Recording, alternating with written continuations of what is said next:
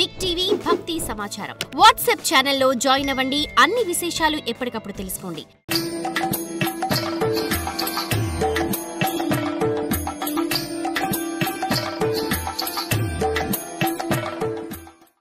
ఏడు జన్మల పాటు శ్రీహరికి దూరంగా ఉండలేం.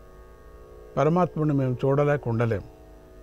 కనుక ఈ పాపిట్టి జన్మలైనా సరే, శ్రీహరిని ద్వేషించే జన్మలైనా సరే, మాకు 3 జన్మలే చాలు. 3 జన్మలు చాలు మాకు.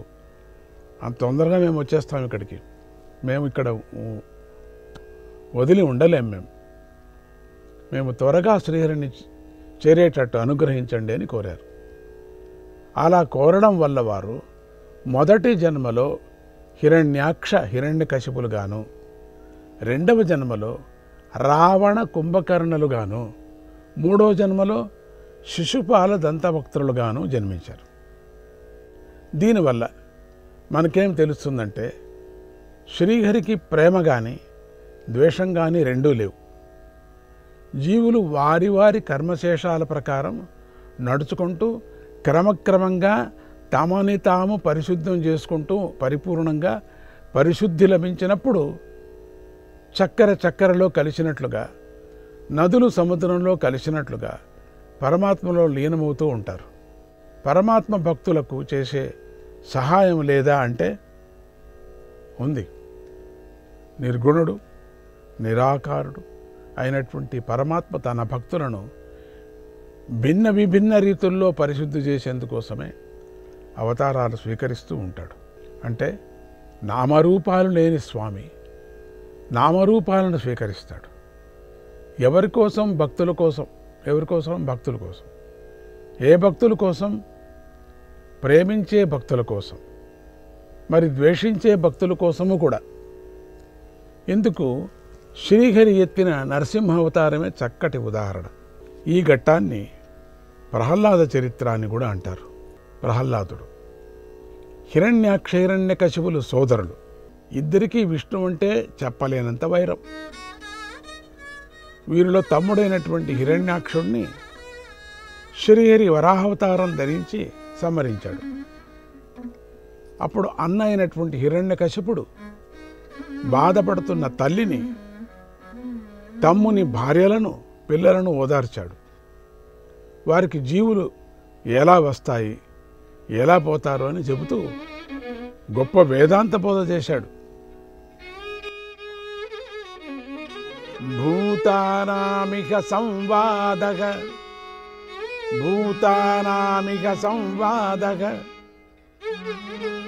ప్రాపయామివ సువ్రతే ప్రపాయమివ సువ్రతే దైవేనైకత్ర నీతానాం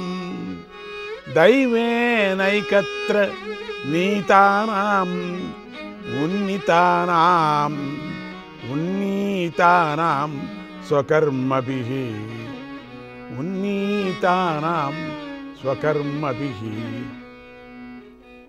వేదాంతం చెప్పాడు. అమ్మా, ఈ లోకంలో జీవుల కలయికలన్నీ కూడా చలివేంద్రలో కలుసుకోవటం వంటివే. వారంతా తమ కర్మల వల్ల దైవం చేత ఒక చోట చేర్చబడుతూ ఉంటారు అని ఈ సందర్భంలో యమప్రేత బంధు సంవాదం అనేటువంటి చిన్న కథను కూడా చెప్పాడు. అంటే చలివేంద్రలు ఉంటే పూర్వకాలంలో చలివేంద్రలు పెట్టేవారు. అట్లా అందరూ ఇట్లా వస్తూ ఉంటారు, పోతూ ఉంటారమ్మా, ఎందుకు ఊరికే ఏడుస్తావు? ఇంత వేదాంతం చెప్పి ఒక కథను కూడా చెప్పాడు.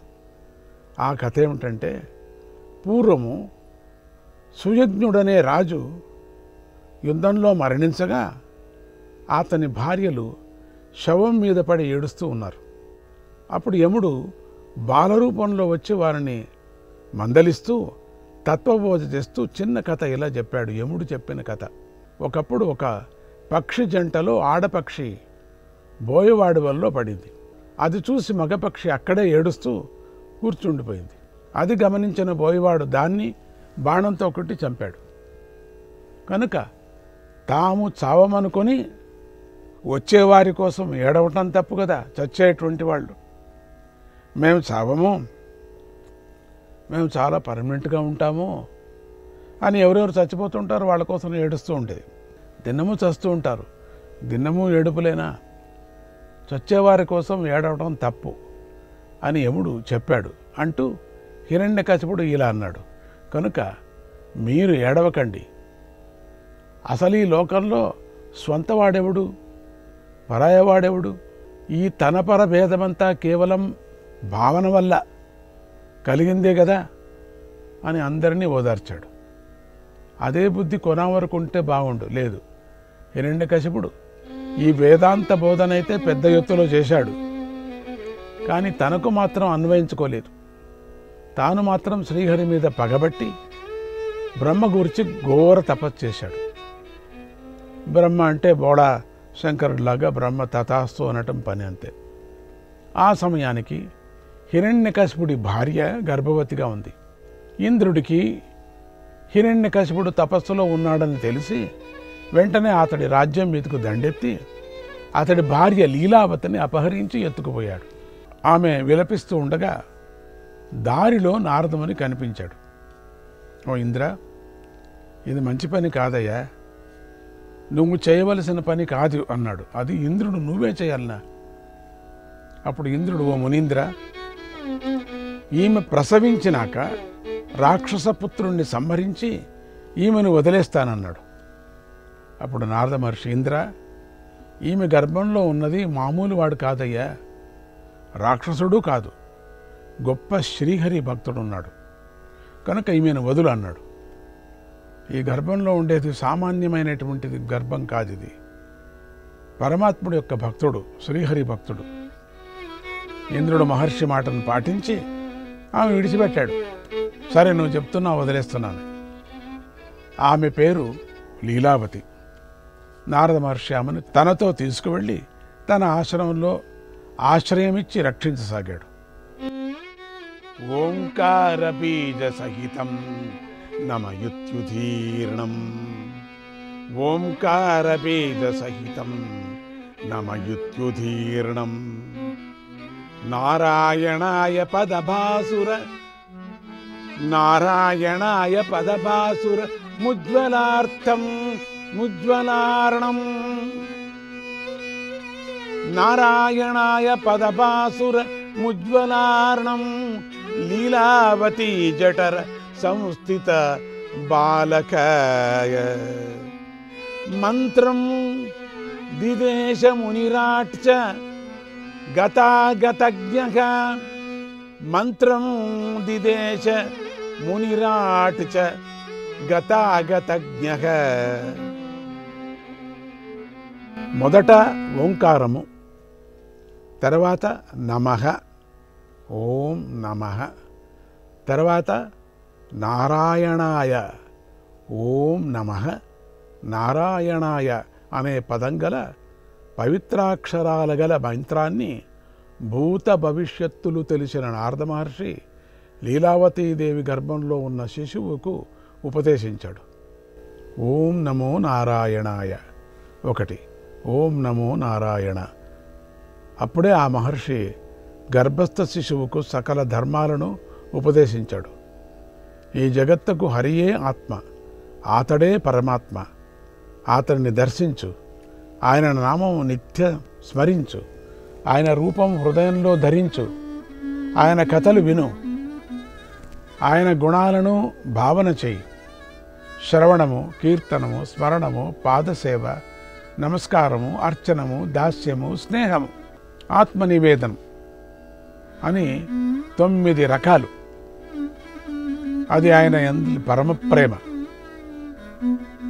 9 విధముల భక్తి ముక్తికి మార్గము తెలుపు, 9 విధముల భక్తి ముక్తికి మార్గము తెలుపు. నారద సూత్రము నరుడా నియమంగా తెలుపును దత్త, నారద సూత్రము నరుడా నియమంగా తెలుపెను దత్త. 9 విధముల భక్తి ముక్తికి మార్గము తెలుపు. ఇది అద్భుతమైనటువంటి ఒక భజన.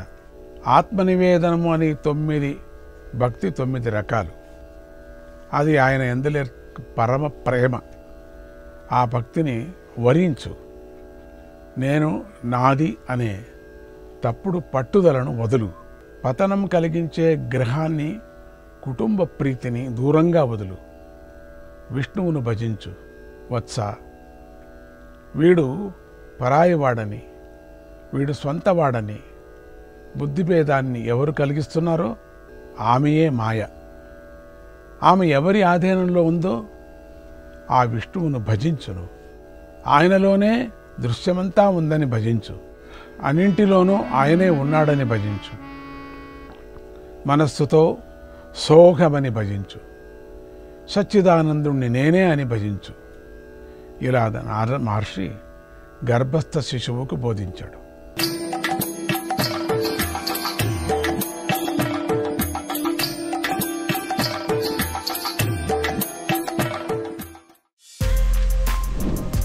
For more videos like this, subscribe Big TV channel.